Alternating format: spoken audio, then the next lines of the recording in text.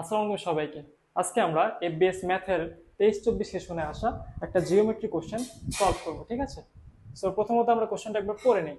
What is the number of squares of perimeter 36 into which a rectangle wide 36 and length 72 can be partition? অনেকে হয়তো বা বুঝবে না যে আসলে এখানে ম্যাথটাতে কি বলছে। সো একটু ব্রেকডাউন করে আসো। What is the number of square মানে কতগুলো স্কোয়ার আছে, কোথায় আছে? একটা রেক্টেঙ্গেল, একটা আয়ত, তার মানে একটা আয়ত আছে, সেখানে কতগুলো স্কোয়ার আমি ধরাতে পারবো, এটাই চেয়েছি। হ্যাঁ, এবং এই যে স্কোয়ারটা আছে সেটার পেরিমিটার বা পরিসীমা, পেরিমিটার বা পরিসীমা, বাংলা পরিসীমা হচ্ছে 36 দেওয়া আছে।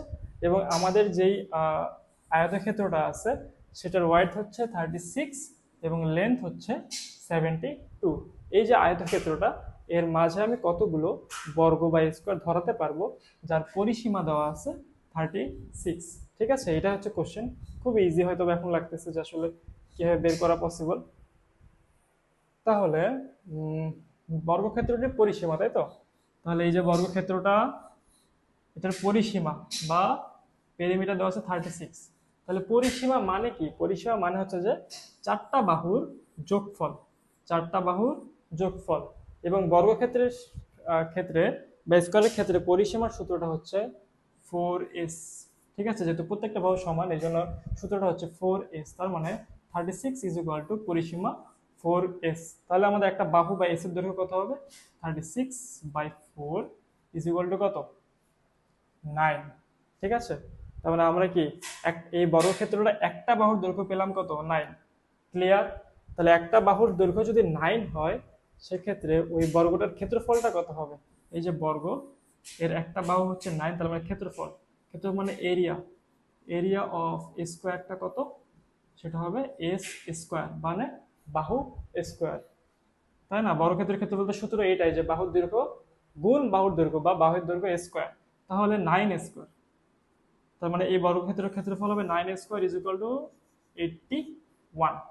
ঠিক আছে, এখন জাস্ট ইজি, আমরা হচ্ছে এই যে আয়তটা আছে, এই আয়তটার ক্ষেত্রফল থেকে বর্গক্ষেত্রের ক্ষেত্রফলটা ভাগ দিলে আমরা বুঝতে পারবো যে আমাদের আয়তক্ষেত্রের ভিতরে বর্গক্ষেত্র কতগুলো ধরবে। ঠিক আছে, তাহলে চলো বর্গক্ষেত্রের আয়তক্ষেত্রের ক্ষেত্রফলটা করি। এরিয়া এরিয়া অফ রেক্টেঙ্গেল, শর্টকাটে লিখলাম, is equal to 36 into 72। 36 into 72, তাহলে কত হয়? 2100 প্লাস হচ্ছে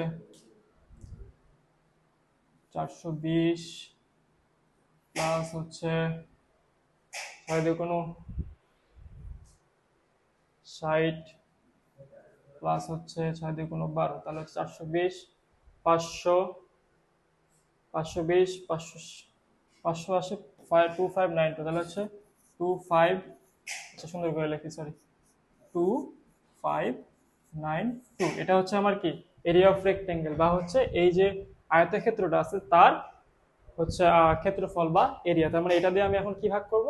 এই যে আমরা স্কোয়ারের যেই বা বর্গক্ষেত্রের যেই ক্ষেত্রফলটা পেয়েছিলাম, কত পেয়েছিলাম? 81, তাই তো?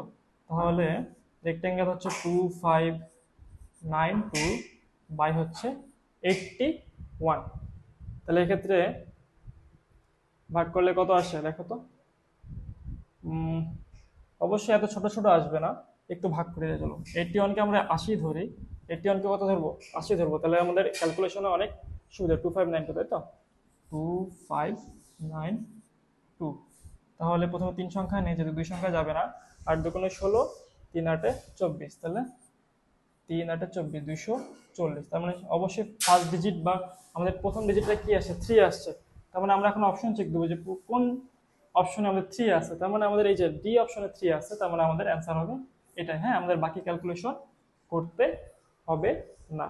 ঠিক আছে, আরেকটা শর্টকাট দেখাই দিই, যে বড় বড় গুণগুলো তোমরা কিভাবে করবে, মানে সহজ নিয়মে। মানে আমি এই জিনিসটা ইউজ করি, সেটা হচ্ছে যে দেখো, আমাদের ছিল হচ্ছে 72 ইন্টু 36। এখন এই গুণটা যদি আমি এখন 72, 36 এভাবে করতে যাই, সেক্ষেত্রে আমার পার্সোনালি অনেক সময় লাগে, এভাবে যোগ করে যোগ করে গুণ করে গুণ করে। আমি কি করি? আমি এটাকে এভাবে করে নিই। কিভাবে করে নিই? 70 প্লাস 2 এটা তো 72 তাই না, ইন্টু 30 প্লাস 6, এটা হচ্ছে কত 36। সেক্ষেত্রে কি করতে হবে, জাস্ট 70 দিয়ে এটা ভাগ গুণ করতে হবে, আবার 70 দিয়ে এটা গুণ করতে হবে, আবার 2 দিয়ে এটা গুণ করতে হবে, আবার 2 দিয়ে এটা গুণ করতে হবে, দেন সবগুলো কি করতে হবে, যোগ করতে হবে। আমরা বীজগণিতে যেভাবে গুণ করি সেভাবেই। তাহলে 70 কে 3 দিয়ে গুণ করলে হয় কত, 3 সাথে 21, 2100 হবে এখানে। প্লাস 70 কে 6 দিয়ে গুণ করলে হয় কত, 3 ছয়, সরি 6 সাথে 42, 420 হবে এখানে। প্লাস হচ্ছে যে 2 কে 3 দিয়ে গুণ করলে হয় 60, এবং 2 কে 6 দিয়ে গুণ করলে সরি গুণ করলে হয় 12। তো আমরা এখন আবার 4টা যোগ করব, যোগ করলে আমার কত আসবে, 2100, 2500, 2520, 2580, 2592, খারাপ হয়ে গেছে লেখা, সরি 2592। তার মানে কি, এই যেভাবে আমরা বীজগণিত আকারে গুণ করে দেন হচ্ছে সবগুলো যোগ করলেই আমাদের এই অ্যান্সারটা চলে আসবে।